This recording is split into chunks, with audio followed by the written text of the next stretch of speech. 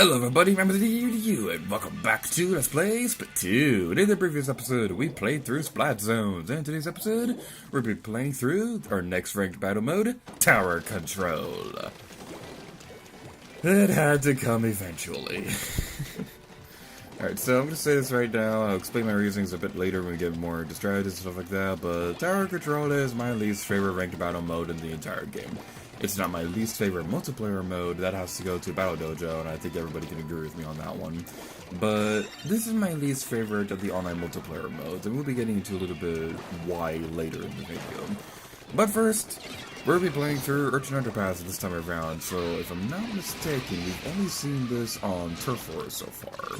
Although, I might be mistaken, or my notes may be not written properly, or whatever, because I noticed in between videos that I didn't update some of my stage notes of stuff this Let's Play, and some of the information has been a little bit incorrect, and that was proper grammar. I don't know what you're talking about.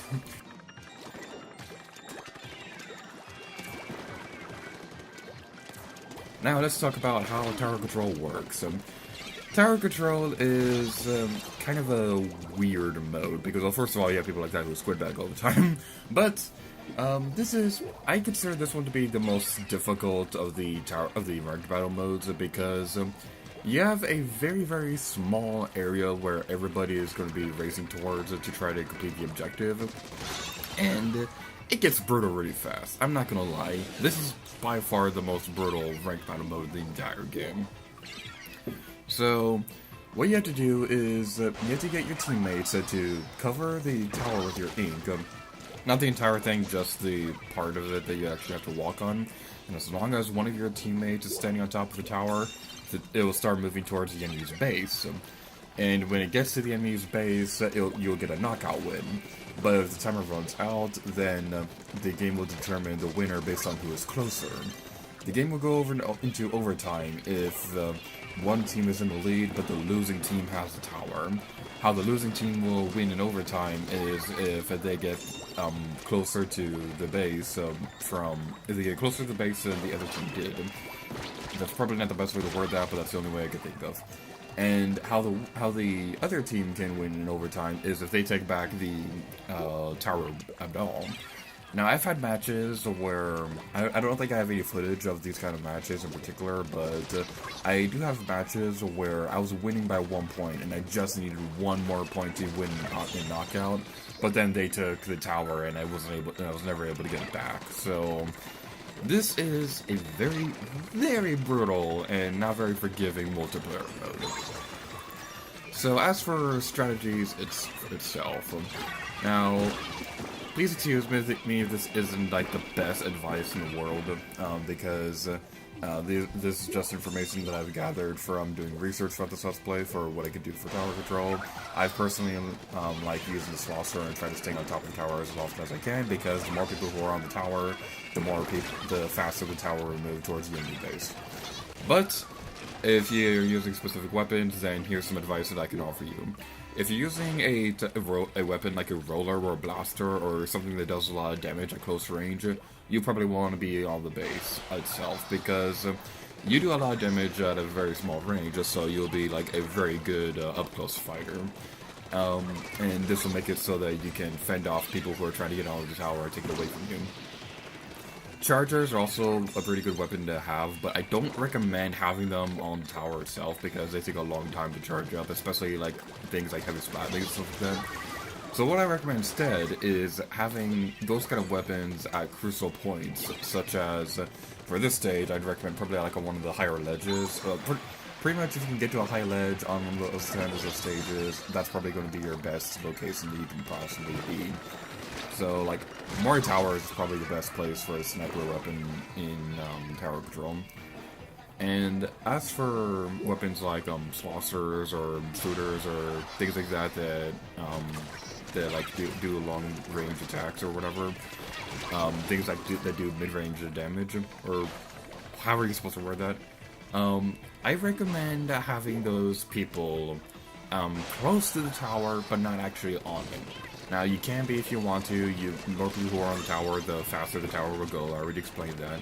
But you can also defend the tower. So if you have one teammate who's on the tower and everybody on the other team is trying to destroy them, then you can defend them.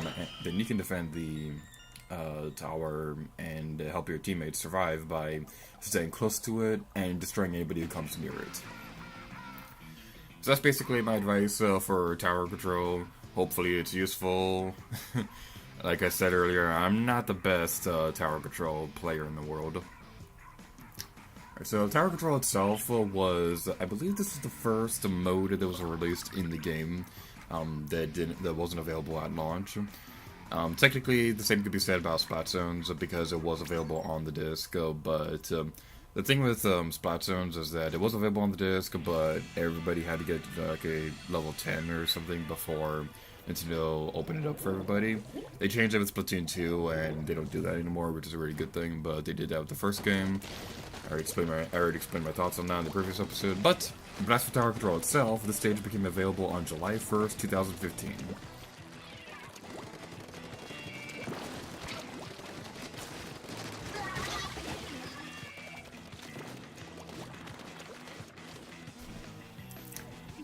Alrighty then, so now we're playing on Walleye Warehouse. This will be, I believe this is the second time that we have seen every multiplayer mode on the stage during this Let's Play.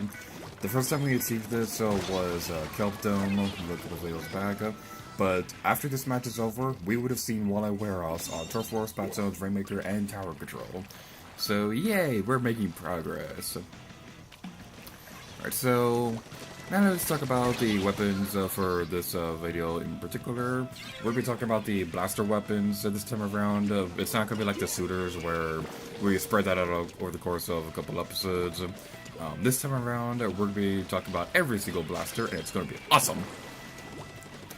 Alright, so the blaster, level knocked to 9, cost 3,500, minimum damage 50, direct hit damage 125, range 25 out of 100, impact 70 out of 100, fire 29 out of 100, sub-weapon Disruptor, special weapon Killer Wail. Custom blaster, level knocked 17, cost 6,800, minimum damage 50, direct hit damage 125, range 25 out of 100, impact 70 out of 100, fire rate 20 out of 100, sub-weapon Poinsettia, special weapon Bubbler.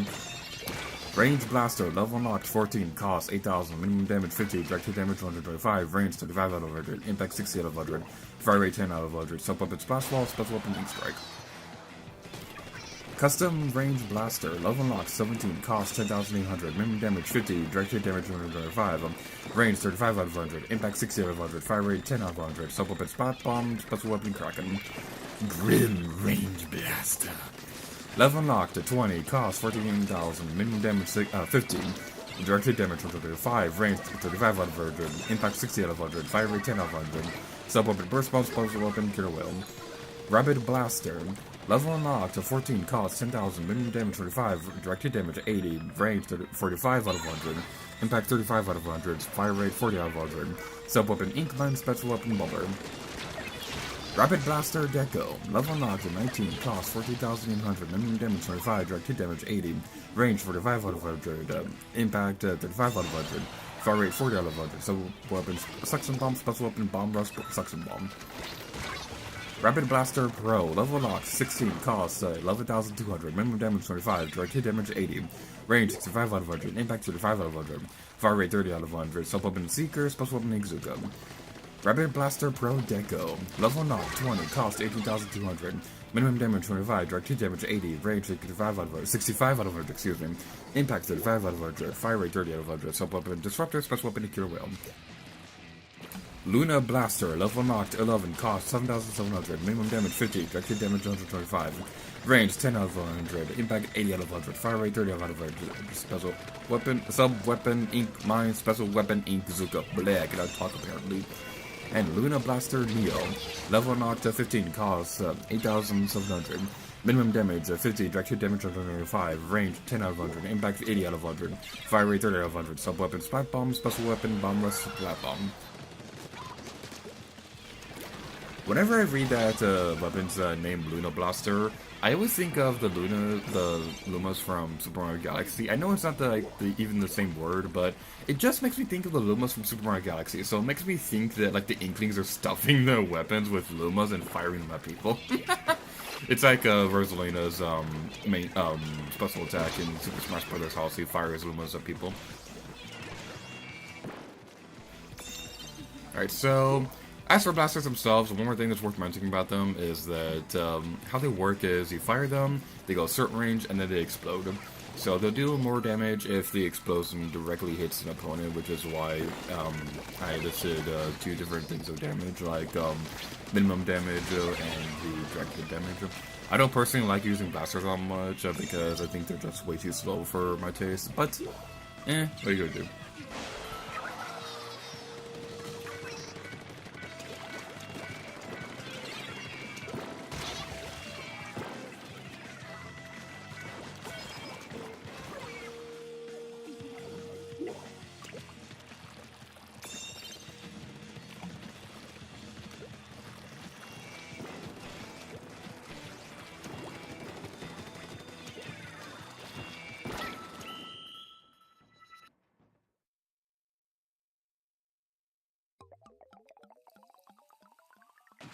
And we did it! Yay!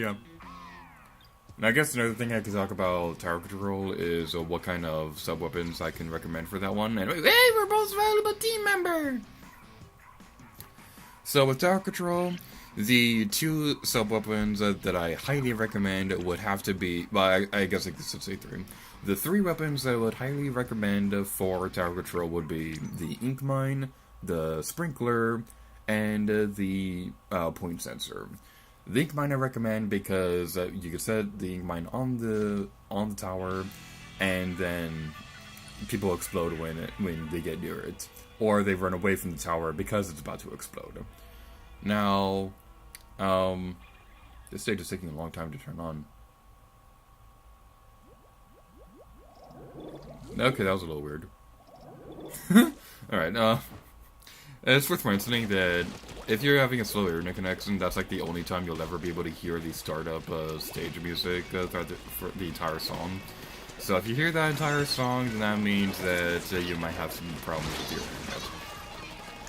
internet. But that's not important right now. Going back to topic. Ink Mine is the first one I recommend. Sprinkler is probably the one that I recommend a bit more, because it will continuously cover a circle of ink, so you can set it on the tower, and it will keep covering that area with your own ink, and just to make it easier for you to get back on there. Actually, I think Ink Mine would probably be the more useful weapon. I always go back and forth between whether or not the Ink Mine or the Sprinkler is the more useful of those two.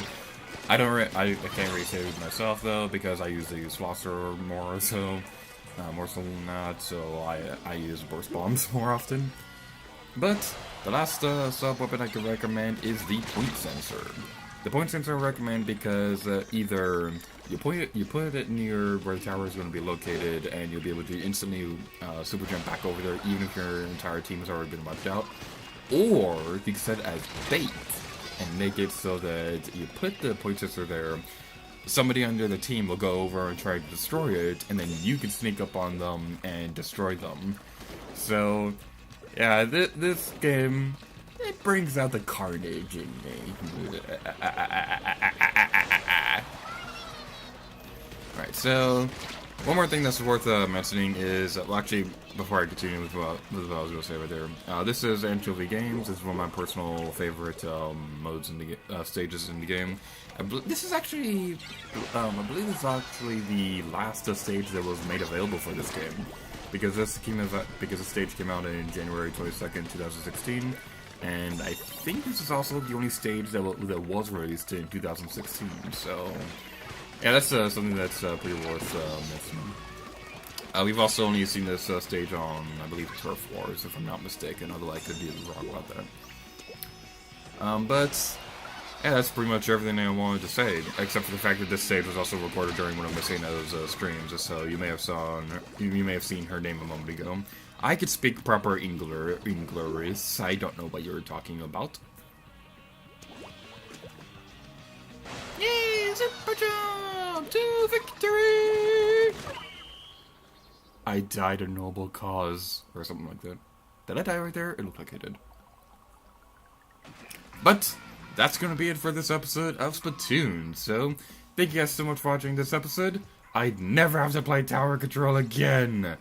Except when I play Splatoon 2. But, thankfully, we have the Nintendo Online app so I can avoid tower control. But, that's not important right now. The important thing right now is that we're going to end this video off here. So, thank you guys so much for watching this video of Splatoon. In the next episode, we'll be taking care of Rainmaker, our final main multiplayer mode in the game. So, thank you guys so much for watching this video. And until next time, here to you. Oh yeah.